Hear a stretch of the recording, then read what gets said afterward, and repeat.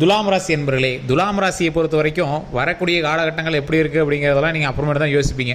கடந்த காலகட்டமே ஒரு மாதிரி இருக்குது சார், அது எப்படி சரி பண்ணுறது? உடல் ரீதியாக சின்ன சின்ன உபாதைகள் தெரியுது, மருத்துவ ரீதியாக நிறைய செலவுகள் நடந்திருக்கு, தேவையில்லாத சண்டை சச்சரவுகள் ஏற்கனவே நடந்திருக்கு. இதெல்லாம் எப்படி சரி பண்ணுறது?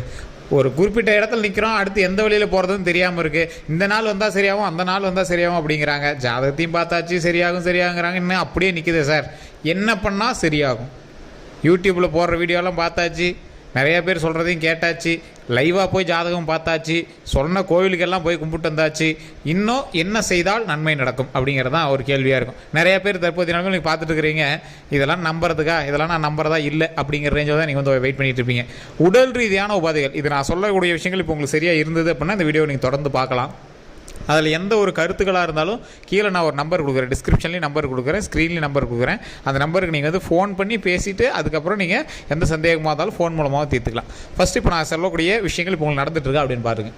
துலாம் ராசினர் பழசை கம்பேர் பண்ணும்போது இப்போ கொஞ்சம் கோபம் உங்களுக்கு அதிகமாகவே வரக்கூடிய ஒரு காலகட்டம். தேவையில்லாத நீங்களாகவே கோபத்தை உண்டாக்குவீங்க. இல்லை சார் நான் கரெக்டாக தான் இருக்கேன்னு உங்களுக்கு தோணலாம். கோபத்தினால் சில சொந்த பந்தங்களுக்குள்ள சண்டை சச்சரவுகளை உருவாக்குறீங்க அப்படின்னு தான் சொல்லணும். இதுதான் ஒரு மெயின் ஒன்று. ரெண்டாவது பாயிண்ட்டு, உடல் ரீதியான உபாதைகளில் கொஞ்சம் அவதிப்பட்டு இருக்கக்கூடிய ஒரு காலகட்டம். கரெக்டாக கழுத்துக்கு கீழே முதுகோ இல்லை ஏதாவது ஒரு லாக்கான மாதிரி, ஒரு ஏர் லாக்கான மாதிரியோ, இல்லை ஏதாவது சதை பிடிப்போ, அந்த மாதிரி சில விஷயங்கள் கால் வரைக்கும் வச்சு செஞ்சிட்ருக்கோம். ஒரு சிலருக்கு தலையில் மட்டும் சில பாதிப்புகள் இருக்கும். சார் உடம்பு ஃபுல்லாக சொல்லிட்டீங்களே சார். இந்த துலாம் ராசி தற்போதைய நிலைமையில் உடல் ரீதியான உபாதைகள் கொஞ்சம் இருக்கத்தான் செய்யுது, வேறு வழி இல்லை.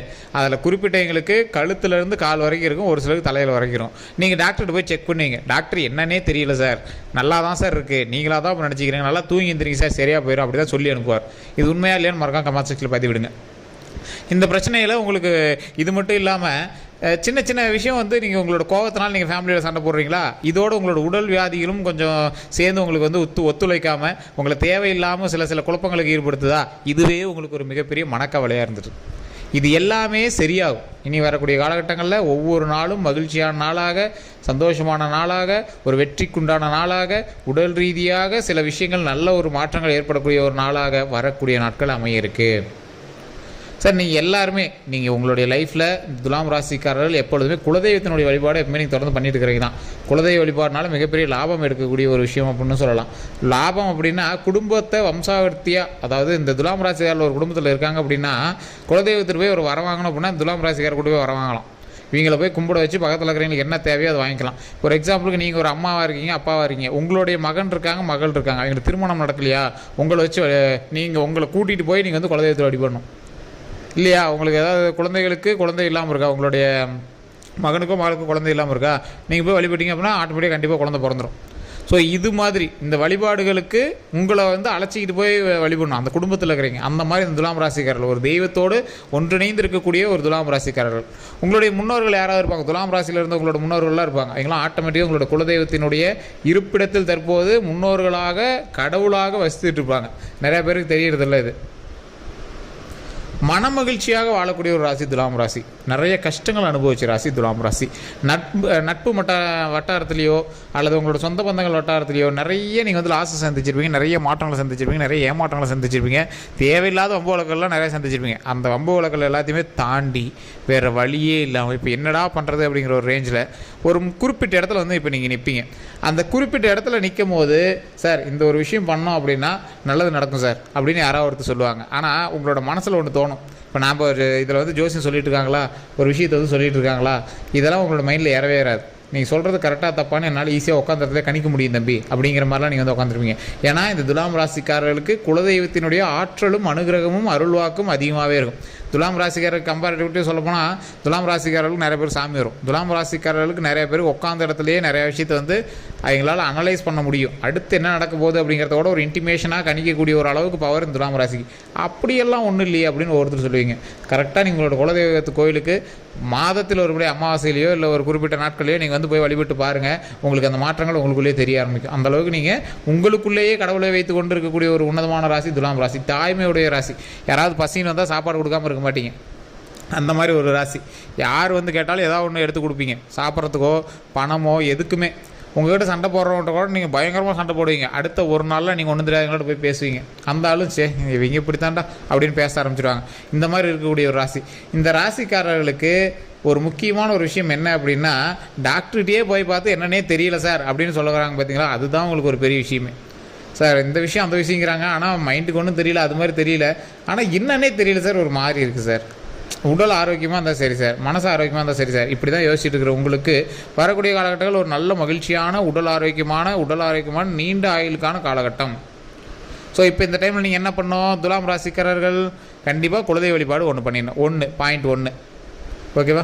உடல் ரீதியான உபாதைகளும் தப்பிக்கிறதுக்கு நீங்கள் பண்ண வேண்டிய இன்னொரு விஷயமும் இருக்குது. அது என்ன அப்படின்னா, நெய் தீபம் ஏற்றி துர்க்கை அம்மன் வழிபாடு பண்ணணும். நெய் தீபம் ஏற்றி துர்க்கை அம்மன் எங்கே போய் வழிபடுறது, சிவன் ஆலயத்திலே நீங்கள் துர்க்கை அம்மன் வழிபாடு பண்ணலாம். வேறு எங்கே இருக்கக்கூடிய ஆலயமாக இருந்தாலும் சரி, அங்கே வந்து துர்க்கை அம்மன் வந்து கோயிலை சுற்றி வரும்போது பிரகாரத்தில் இருப்பாங்க. அந்த பிரகாரத்தில் நீங்கள் 2 நெய் விளக்கு ஏற்றி சாமியோட ரைட் சைடு நின்று தலை குனிந்து வணங்கி அப்புறமேட்டு அம்மனை பார்த்து அருளாசி விட்டுட்டு வரணும். ஒரு மிகப்பெரிய ஆளுமை திறன் கொண்டவங்க துர்க்கை அம்மன். கோவிலோட சுற்றி வரும்போது வச்சுருக்காங்களா சார், சின்ன சிலை வச்சுருக்காங்களா சார் நினைக்காதீங்க. உலகத்திலேயே அரசர்கள்லாம் ஒரு சூட்சமமான வழிபாட்டு முறை வச்சுருப்பாங்க. கோவிலை சுற்றி வரும்போது வழிபடக்கூடிய ஒரு விஷயம், மக்கள் வந்து கோயிலுக்குள்ளே சிலர் பூதுவாங்க, சிலர் கோயிலுக்கு வெளியே நிற்க வச்சுருந்தாங்க அந்த காலத்தில். அப்போது கோயிலுக்கு நேராக வரவங்க கர்ப்பகிரகத்தில், அதாவது கருவறையில் இருக்கக்கூடிய அந்த இறைவனை மட்டும் வழிபட்டுட்டு வெளியே வந்துடுவாங்க. ஓகேவா. அதே மாதிரி இந்த இது இருக்குது பார்த்தீங்களா, கோயிலை சுற்றி வரக்கூடிய விஷயம், இது மட்டும் அரசர்கள் மட்டும் அந்த கோயிலை சுற்றி வருவாங்க. உள்ள கர்ப்பகிரகத்தில் வழிபட்டுட்டு அரசர்கள் மட்டும் அந்த கோவிலை சுற்றி வருவாங்க. இதுதான் வந்து ஒரு முக்கியமான விஷயம். ஸோ இப்படி வந்துட்டு இருக்கக்கூடிய ஒரு காலகட்டத்தில், அதாவது சுற்றி வந்துட்டு இருக்கக்கூடிய ஒரு காலகட்டத்தில் குறிப்பிட்ட தெய்வங்களை மட்டும் சுற்றி வச்சுருந்தாங்க. நல்லா யோசிச்சு பாருங்கள். சுற்றி வரக்கூடிய இடத்துல ஒரு இடத்துல கணபதி இருப்பார், ஒரு இடத்துல தட்சிணாமூர்த்தி இருப்பார், ஒரு இடத்துல துர்க்கை அம்மன் இருப்பாங்க, பின்னாடி அண்ணாமலையார் இந்த மாதிரி ஏதோ ஒரு தெய்வங்களை அப்படியே ஒவ்வொரு இடத்துலையும் மாற்றமாக வச்சுருப்பாங்க. இது ஏன் வச்சுருக்காங்க அப்படின்னு நினைக்காத வச்சுருக்கீங்களா? கணபதி கோவில் எல்லா இடத்துலையுமே கண்டிப்பாக ஒரு இடத்துல இருக்கும். அது இல்லாமல் இங்கேயே நர்த்தன கணபதினு வச்சுருப்பாங்க, இல்லை ஏதோ ஒரு கணபதினு வச்சுருப்பாங்க, இல்லைனா விநாயகர் சிலைன்னு வச்சுருப்பாங்க, ஏதோ ஒன்று வச்சுருப்பாங்க. அது இல்லாமல் தட்சிணாமூர்த்தியை வேறு எங்கேயும் வைக்காமல் ஏன் அங்கே வச்சாங்க அப்படிலாம் நிறைய பேர் தோணியிருக்கும். எல்லாமே அவங்களோட வெற்றிக்கான ஒரு குறியீடுகளாக வைக்கப்பட்ட தெய்வங்கள். ஒரு போருக்கு போகிறாரு அப்படின்னா ஃபஸ்ட்டு கோயிலில் போய் உள்ள கர்ப்பகிரகத்தை வணங்குறதுக்கு முன்னாடி கோயிலை சுற்றி வந்துடுவாங்க. சுற்றி வரும்போது ஒரு வழிபாடு பண்ணிட்டுவார். ஃபஸ்ட்டு யாரை, விநாயகர் வழிபாடு பண்ணுவார். விநாயகர் வழிபாடு பண்ணிட்டு தட்சிணாமூர்த்தி, தடைகளை நிவர்த்தி செய்வதற்கு தட்சிணாமூர்த்தி வழிபாடு கண்டிப்பாக பண்ணுவாங்க. அப்படியே சுற்றி அந்தாண்டு வரும். துர்க்கை அம்மன், உயிரை காப்பாற்றி என் உயிரை காப்பாற்றி உடல் ஆரோக்கியமாக என்னை வைத்துக்கொள், உயிரை காப்பாற்றி உடல் ஆரோக்கியமாக என்னை எப்போதும் சந்தோஷமாக வச்சுக்கணும். ஸோ இதுதான் வந்து கடவுள்கிட்ட வழிபடுவாங்க. வழிபட்டுட்டு அப்படியே உள்ளே வருவாங்க. குலதெய்வத்து உள்ளே இருக்கக்கூடிய கர்ப்பகிரகத்தில் இருக்கக்கூடிய இறைவனை வழிபடுவாங்க. அதுக்கப்புறம் தான் எந்த ஒரு போர் கோயில் எந்த ஒரு நல்ல விஷயம் செய்கிறதுனாலும் போயிட்டு வருவாங்க. இது நிறைய பேருக்கு தெரியறதில்ல. நம்மளால் என்ன பண்ணுவாங்க, ரோட்டில் போயிட்டே இருப்பாங்க. துலாம் ராசிக்காரர்கள் எந்த ராசிக்காரர்களுமே சொல்கிறேன், ரோட்டில் போயிட்டே இருக்கும்போது அப்படியே இங்கேருந்து சாமிக்கு ஒரு ஃப்ளைங் கிஸ் வண்டியில் போயிட்டு இருக்கும்போது ஒரு கையில். ஸோ இந்த மாதிரி தான் வந்து நிறையா பேர் பண்ணிகிட்டு இருக்காங்க. இதை கொஞ்சம் பொறுமையாக யோசிச்சு பாருங்கள். இப்போ நான் சொல்லக்கூடிய விஷயங்களை கரெக்டாக நீங்கள் அந்த இடத்துல போய் அந்த ஆகம விதிப்படி இறைவனை வழிபட்டீங்க அப்படின்னா மிகப்பெரிய ஒரு சான்று நல்லதாக கிடைக்கும். எல்லா கோவிலுமே மனிதனுடைய ரூபத்தில் தான் அமைஞ்சிருக்கும். சுற்றி பாருங்கள், எந்த கோயில் வேணாலும் சுற்றி பாருங்கள், மனிதனுடைய உருவத்தில் தான் அமைஞ்சிருக்கும். ஸோ அந்த உருவம் இருக்கிற மாதிரி தான் அந்த கோவிலுடைய அமைப்பே இருக்கும். ராஜகோபுரம், நடுவில் இருக்கக்கூடிய தலை வந்து கோவிலினுடைய கோபுரம்.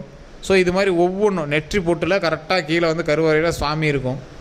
அந்த கருவறைகிட்ட உங்களால் போக முடியாது. அதோட எட்ஜு வரைக்கும் நிற்பீங்க, அதாவது கழுத்து வரைக்கும் நிற்பீங்க. அந்த முன்னாடி போகக்கூடிய கொடிக்கம்பம் இருக்கக்கூடிய இடத்துல மனிதனுடைய உறுப்புகள் அமையும். அதற்கு முன்னாடி தொப்புள் இருக்கக்கூடிய இடத்துல பலிபீடம் இருக்கும். அதற்கு முன்னாடி கோவிலினுடைய வாகனம் இருக்கும். அதற்கு முன்னாடி ஊஞ்சல் வடிவம் கொடுத்துருப்பாங்க. ஸோ இது எல்லாமே அந்த இடத்துல இருக்கக்கூடிய ஒரு உடலினுடைய அமைப்பாகவே கொடுத்துருப்பாங்க. 2 கரங்கள் இருக்கக்கூடிய இடத்துல 2 வாயில்கள் அமைச்சிருக்கும். ஸோ இது மாதிரி ஒவ்வொரு இடத்துல இருக்கும். ஒரே ஒரு கோயில் மட்டும் தான் மாற்றங்கள் ஏற்பட்டிருக்கும். சிதம்பரம் நடராஜர் கோவிலில் இதயம் இருக்கிற இடத்துல கருவறை இருக்கும். ஸோ இது மட்டும் கொஞ்சம் மாற்றம் பட்டிருக்கும், மற்றபடி எல்லாமே ஒன்றா தான் இருக்கும். ஸோ இந்த மாதிரி வழிபடக்கூடியவர்கள் துலாம் ராசியினர் கண்டிப்பாக இந்த தருணத்தை பயன்படுத்திக்கலாம். வரக்கூடிய நாட்கள் மிகப்பெரிய ஒரு பொக்கிஷமான நாள். ஸோ நீங்கள் என்ன பண்ணணும், குலதெய்வ வழிபாடு பண்ணிவிட்டு துர்க்கை அம்மன் வழிபாடு பண்ணிட்டீங்க அப்படின்னா நோயிலிருந்து வெளிப்படுவதற்கும் உடல் ஆரோக்கியம் பெறுவதற்கும் ஒரு நல்ல பாயிண்ட்டு. சார் தொழில் தான் சார் கொஞ்சம் ஒரு மார்க்கமாக இருக்குது. தொழில் என்ன சார் பாயிண்ட் எடுக்கணும் அப்படின்னா, இந்த 12 நாட்கள் கொஞ்சம் பொறுமையாக தான் செயல்பட வேண்டிய ஒரு காலகட்டம். உங்களுக்கு நவம்பர் பக்கமாக தான் வந்து நல்ல ஒரு தொழிலுக்கு முன்னேற்றம் இருக்குது.